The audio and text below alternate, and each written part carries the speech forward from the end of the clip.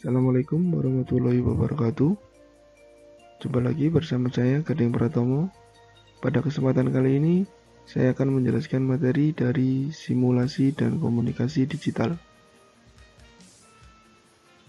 Untuk hari ini yang akan saya jelaskan adalah bab kewargaan digital dengan kompetensi dasar 3.8 dan 4.8. Adapun pokok bahasannya, yang pertama adalah warga digital, meliputi pengertian dari warga digital dan peran serta warga digital. Kemudian, kewargaan digital mencakup pengertian dari kewargaan digital, dan yang terakhir adalah komponen kewargaan digital. Untuk materi pertama yaitu warga digital. Dari pengertiannya terlebih dahulu. Untuk pengertian warga digital yaitu orang yang sadar akan hal yang baik dan yang buruk, menunjukkan kecerdasan perilaku teknologi dan bisa membuat pilihan yang tepat saat menggunakan teknologi. Jadi warga digital itu adalah seseorang yang paham akan baik dan buruk sebuah teknologi.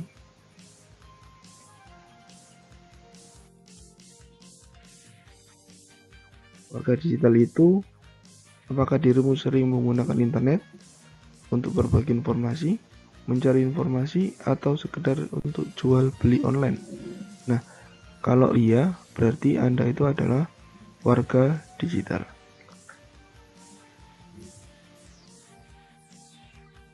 Berikutnya kita masuk ke materi bab 2, kewargaan digital.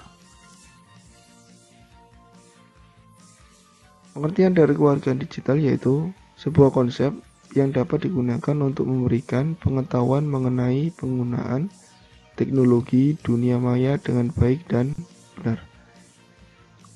Kalau warga digital itu adalah orangnya, sedangkan untuk kewargaan digital adalah konsep yang mengatur dari warga digital itu.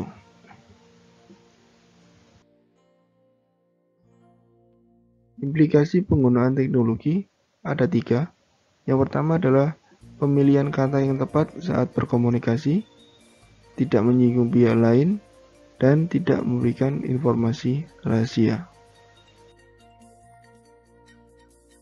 Berikutnya adalah komponen kewargaan digital. Untuk komponen kewargaan digital ini dibagi menjadi 3 bagian dan total ada 9 komponen. Kita bahas satu persatu pada slide selanjutnya. Komponen yang pertama yaitu lingkungan belajar dan akademis, komunikasi digital atau digital communication. Kemampuan untuk berkomunikasi dengan menggunakan perangkat elektronik dengan siapapun, dimanapun, dengan berbagai macam bentuk komunikasi. Untuk komunikasi digital ini mengatur tentang kemampuan seseorang untuk berkomunikasi menggunakan sebuah perangkat elektronik. Kemudian ada akses digital atau digital access. Setiap warga mempunyai hak yang sama dalam mengakses fasilitas digital.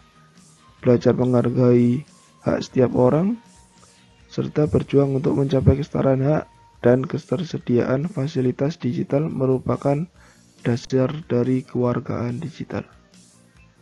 Jadi setiap orang punya hak dan kewajiban untuk mendapatkan akses fasilitas digital. Berikutnya adalah literasi digital. Proses belajar mengajar tentang teknologi dan pemanfaatan teknologi. Saat teknologi baru muncul, dapat secara cepat beradaptasi dan tidak terpaku saja hanya pada satu teknologi saja. Di zaman modern ini, untuk proses belajar mengajar sudah bisa menggunakan teknologi informasi. Seperti contohnya sekarang ini adalah kita proses belajar mengajar menggunakan media daring. Berikutnya, komponen lingkungan sekolah dan tingkah laku etika digital atau digital etiquette. Etika digital terbentuk dan menjadi norma bagi sesama warga digital agar menjadi persamaan dan kenyamanan di antara sesama warga selama menggunakan teknologi yang disertai sikap yang bertanggung jawab. Jadi etika digital ini adalah etika yang mengatur tentang norma-norma yang ada di dalam dunia maya, atau etika yang mengatur norma di dunia maya. Berikutnya adalah keamanan digital. Semakin maraknya kasus kejahatan secara digital akhirnya dipandang perlu untuk mempunyai sistem keamanan digital. Jadi dengan adanya keamanan digital, kasus-kasus kejahatan dapat kita minimalisir. Kemudian ada hak dan kewajiban digital. Setiap warga digital mempunyai hak privasi, kebebasan berbicara, perlindungan hukum, dan lain-lain. Juga mempunyai kewajiban yang harus terpenuhi, membantu pemanfaatan teknologi, dan mengikuti aturan yang berlaku. Komponen berikutnya yaitu komponen lingkungan luar sekolah. Ada kesehatan digital. Di balik manfaat teknologi, terdapat beberapa ancaman kesehatan yang perlu diperhatikan. Tidak hanya kesehatan fisik, kesehatan mental juga dapat terancam jika pengguna tidak mengatur penggunaan teknologi digital. Penggunaan teknologi digital terlalu banyak juga akan mempengaruhi kesehatan fisik dan mental kita. Gunakan perangkat teknologi secara seperlunya saja dan jangan terlalu over dalam menggunakan teknologi digital. Ada transaksi digital. Jadi sistem transaksi jual atau beli yang dilakukan secara digital dengan menggunakan sistem pembayaran uang elektronik atau uang digital. Sekarang proses transaksi sangat mudah, kita tidak perlu lagi keluar rumah atau pergi ke toko untuk melakukan transaksi. Kita bisa menggunakan perangkat elektronik yang terhubung dengan internet untuk melakukan transaksi. Begitu juga dengan sistem pembayarannya, kita tidak perlu lagi menggunakan uang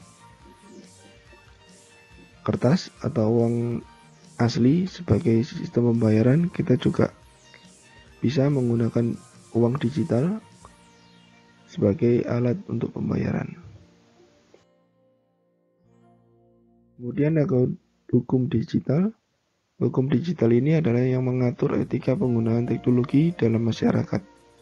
Warga digital perlu menyadari bahwa mencuri ataupun merusak pekerjaan, data diri, maupun properti online orang lain merupakan perbuatan yang melanggar hukum.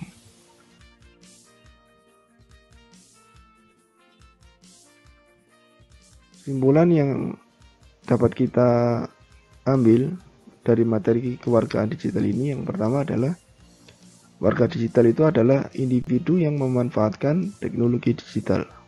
Kemudian, kewargaan digital adalah norma perilaku yang tepat dan bertanggung jawab terkait dengan penggunaan teknologi.